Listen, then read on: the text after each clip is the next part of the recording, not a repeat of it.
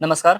आज आपण सीटेटला विचारण्यात आलेला सायन्स पेपर 2 मधील 20 प्रश्न पाहणार आहोत आणि हे सर्व प्रश्न पेपरला विचारण्यात आलेले असल्यामुळे तुम्ही कंटेंटबद्दल कुठलीही शंका मनात ठेवू नका. चला तर सुरू करूया. पहिला प्रश्न आहे, इन प्रिपरेशन ऑफ NaOH म्हणजेच sodium hydroxide by electrolytic method which solution is used? विद्युत अपघटनी विधीद्वारा NaOH तयार करने में कौन सा घोल प्रयोग किया जाता है? तुम्हाला तुमचं उत्तर 2 ते 3 सेकंदामध्ये कमेंट बॉक्समध्ये टाकायचं आहे, जेणेकरून तुम्हाला ते उत्तर लक्षात राहील. चुकलं तर काही हरकत नाही. नंतर मी जेव्हा सांगेन तेव्हा तुमचं ते पाठ होईल. बघा. तर या प्रश्नाचं उत्तर आहे ऑप्शन नंबर डी, ब्राईन. ब्राईन म्हणजेच नमकीन पाणी. अ, आता जेव्हा आपण NaOH या पाण्यामध्ये टाकू, तेव्हा त्याच्यामधले जे आयन्स आहेत, ते आयन्स सेपरेट होतात. NaOH मध्ये एक आहे Na+ आणि दुसरा आहे OH-. बघूया पुढील प्रश्न. Name the British chemist who presented the atomic theory in 1808 on conservation of mass and law of definite proportions, which was a turning point in the study of motion. तर तुम्हाला त्या सायंटिस्टचं नाव सांगायचं इथे. बघा. ऑप्शन आहेत John Dalton, Lavoisier, Ernest Rutherford and Proust. तर option number 1 John Dalton. John डाल्टननी सुरुवातीला जे अणूचं प्रारूप मांडलं, तेव्हा त्याने सांगितलं की प्रत्येक वस्तूमध्ये एक लहानात लहान कण असतो, तो म्हणजे अणू. आणि या अणूला कोणतीही अंतर्गत संरचना नसते, म्हणजे there is no internal structure. त्यानंतर जे थॉम्सन यांनी सांगितलंय, त्यांनी वॉटरमेलन म्हणजेच कलिंगडाचं उदाहरण घेऊन सांगितलंय की अणूमध्ये सर्वत्र हा लाल गर पसरलेला असतो आणि त्यामध्ये ज्या काळ्या बिया आहेत ते म्हणजे इलेक्ट्रॉन असतात जडवलेले. त्याला त्यांनी प्लम पुडिंग असं प्रारूप सुद्धा दिलेलं आहे. त्यानंतर रुदरफोर्ड यांनी सांगितले की अणूमध्ये मध्यभागी एक केंद्रक असते. आणि सर्वात शेवटी म्हणजे नील्स बोर यांनी सांगितलं की या केंद्रकाभोवती इलेक्ट्रॉन हे एका विशिष्ट कक्षेमध्ये फिरत असतात. बघूया तिसरा प्रश्न. Which one of the following flow chart represents the correct sequence of blood flow in human beings? मला रक्तप्रवाहाचा होणारा व्यवस्थित क्रम लावायचा आहे. Option number 1 lungs to pulmonary vein to heart, arteries, body veins, heart and pulmonary artery, lungs. Question number 4. Sanjana conducted an experiment with soil to find the rate of percolation.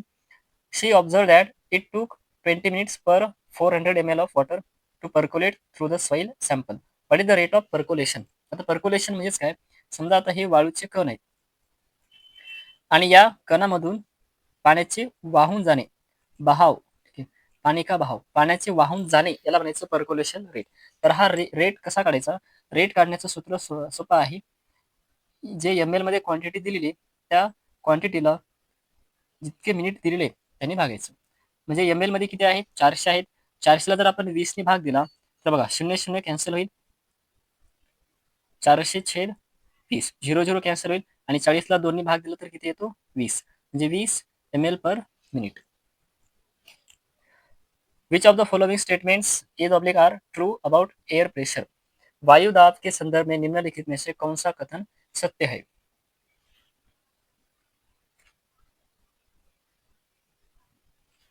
तर option आहे याच्यामध्ये option number 2 only C. Warm air म्हणजे गरम झालेली हवा ही वर जाते आणि थंड असलेली हवा ही खाली असते. बघा, warm air rises up and cooler air tends to sink toward the earth surface. गरम झालेली हवा ही नेहमी वर जाते आणि थंड असलेली हवा ही पृष्ठालगत असते. Question number 6.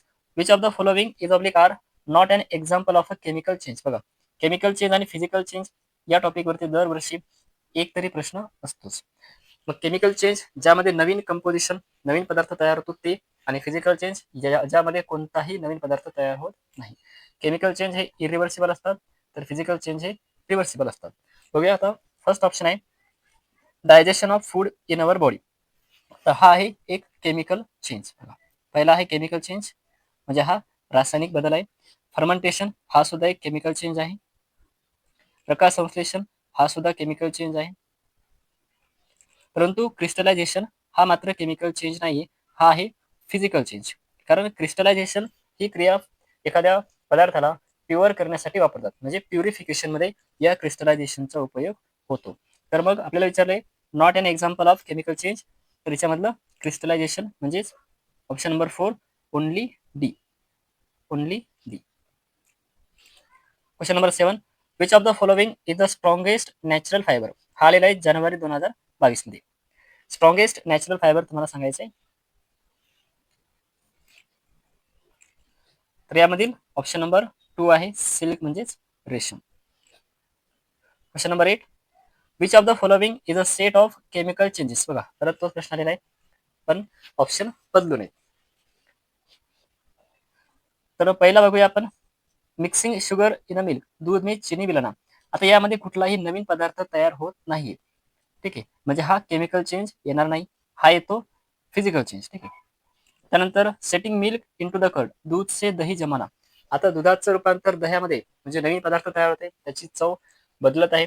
ज्यामध्ये चव बदलते तो कोणता आहे, केमिकल चेंज आहे. आणि आपल्याला विचारलंय सेट ऑफ केमिकल चेंज, तर यामध्ये बी आहे. त्यानंतर मेकिंग कॉटेज चीज और पनीर फ्रॉम मिल्क. दूध से पनीर बनाना, हा सुद्धा एक काय आहे, केमिकल चेंज आहे. Making buttermilk from curd. दही से लस्सी बनाना. आता बघा या ठिकाणी दही दही हा एक लस्सीचाच प्रकार आहे, म्हणजे दही आणि लस्सी काही वेगळं नाही, हे जवळपास एकच आहे. त्यामुळे याच्यामध्ये नवीन पदार्थ तयार होत नाही. मग इथे केमिकल चेंज कोणतं आहे, बी आणि सी. बी आणि C option number 2. Question number 9. In fish the body surface is protected from decay by microorganism due to which of the following. कशामुळे तुम्हाला ऑप्शन सांगायचे. Option number 2 mucus layer. Question number 10. What is the correct answer to explain the mechanism of inhalation during breathing in human beings? मानवों में सांस लेते समय अंतःश्वसन की प्रक्रिया को स्पष्ट करने के लिए सही उत्तर क्या होगा. जानेवारी 2022 मध्ये आलेला प्रश्न आहे. तर याचं ऑप्शन आहे option number D. When air moves in, ribs moves out and diaphragm moves down. A man having a blood group A marries a woman with a blood group B. The blood group of their son or daughter could be.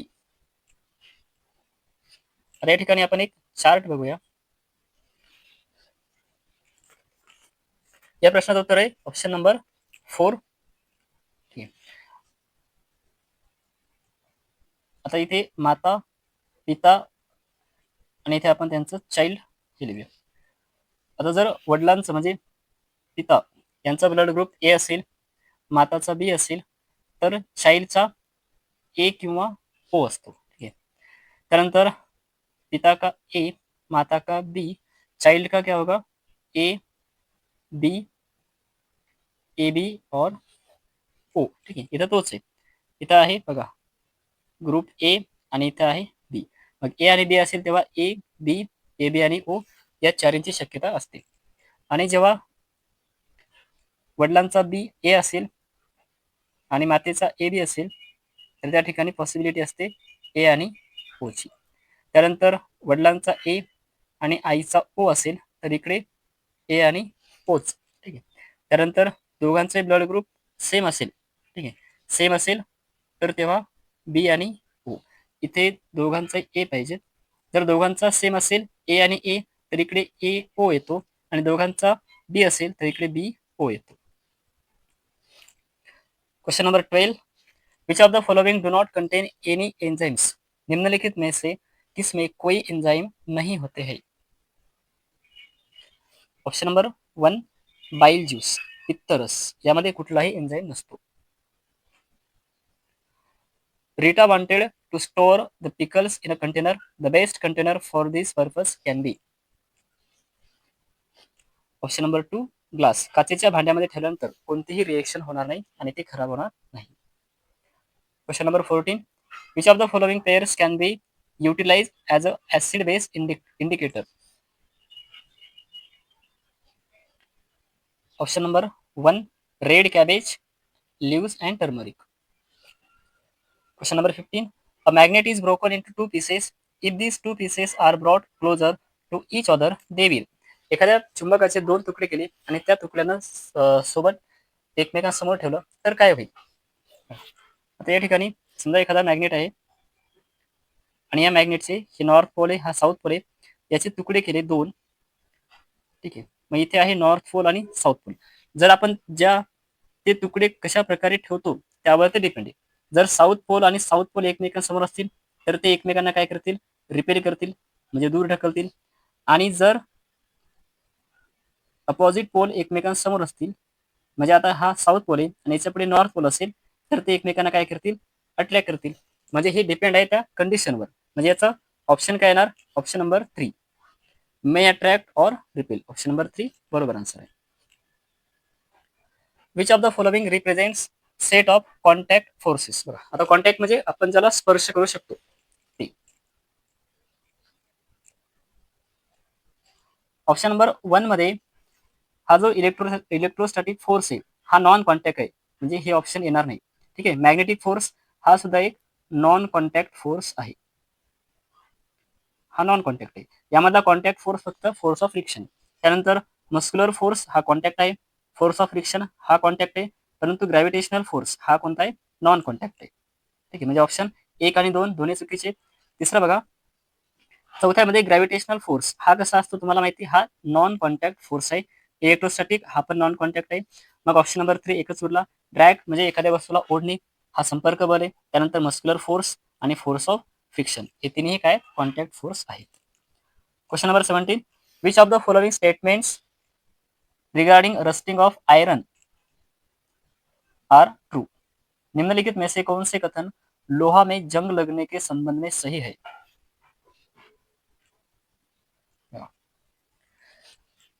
तर पहिला option आहे, it involves a chemical reaction between iron and oxygen. बरोबर आहे.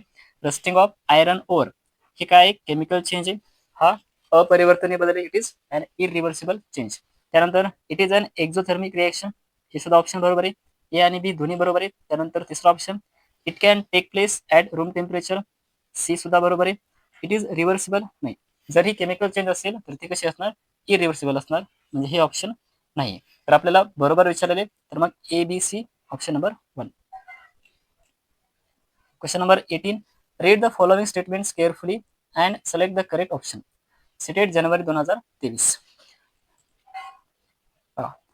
Rayon is a synthetic fibre and S2 rayon is made without using any natural raw material. म्हणजे rayon एक संश्लेषित रेशा है, रेयॉन बिना किसी प्राकृतिक कच्चे माल का उपयोग किए बिना बनाया जाता है. आता यामध्ये पहिलं जे ॲझर्शन दिलेले हे करेक्ट आहे, रेयॉन का एक सिंथेटिक फायबर आहे. परंतु जे दुसरं दिलेले की यामध्ये कुठल्याही नॅचरल रॉ पदार्थाचा उपयोग होत नाही, तर हे चुकीचे आहे. S2 चुकीचे, म्हणजे काय येणार, S1 is true and S2 is false.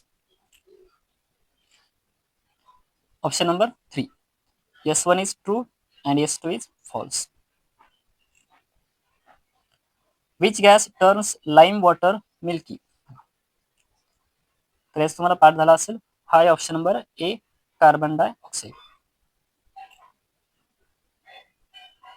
Assertion, nichrome is used as a heating element in devices like electric toaster and electric geyser. Reason, nichrome has high melting point and low resistivity. तर या ठिकाणी जे ॲझर्शन आहे ते बरोबर आहे. Nichrome काय, nichrome हा एक संमिश्र आहे, म्हणजे it is an alloy of nickel and chromium. बघा, Ni म्हणजेच निकेल आणि CHO म्हणजेच क्रोमियम. तर हा निकेल प्लस क्रोमियम यांचा काय, अलॉय आहे. आणि यांचा उपयोग कुठे होतो, तर इलेक्ट्रिक टोस्टर, इलेक्ट्रिक गिझर यामध्ये होतो. रिझन मध्ये nichrome has high melting point, तर हे बरोबर आहे. याचा मेल्टिंग पॉईंट उच्च असतो. जर मेल्टिंग पॉईंट कमी असेल तर आपल्याला वारंवार ते समजा आता विद्युत शेगडीमध्ये जी कॉईल असते ती नायक्रोमची असते, मग त्याचा मेल्टिंग पॉईंट जर कमी असेल तर आपल्याला वारंवार ते बदलायचं काम पडलं असतं. ठीक आहे. आणि इथं दिलेले लो रेजिस्टिव्हिटी, तर हा हा एकच पॉईंट चुकीचा आहे. ठीक आहे. कारण रेजिस्टिव्हिटी जर कमी असेल तर त्यामध्ये उष्णता निर्माण होणार नाही. जितकी जास्त रेजिस्टिव्हिटी तितकी जास्त उष्णता तिथे तयार होते. म्हणजे इथे काय पाहिजे होतं, हाय रेजिस्टिव्हिटी असं पाहिजे होतं. आता या ठिकाणी आदर्शन ए तर बरोबर आहे. ठीक आहे. इथे दिलेले बोथ आर ट्रू, ऑप्शन हे कटला, हा पण चुकीचा आहे. ए ट्रू आहे परंतु आर काय, फॉल्स. बघा, एका शब्दावर पूर्ण उत्तर आपलं चुकू शकते. धन्यवाद.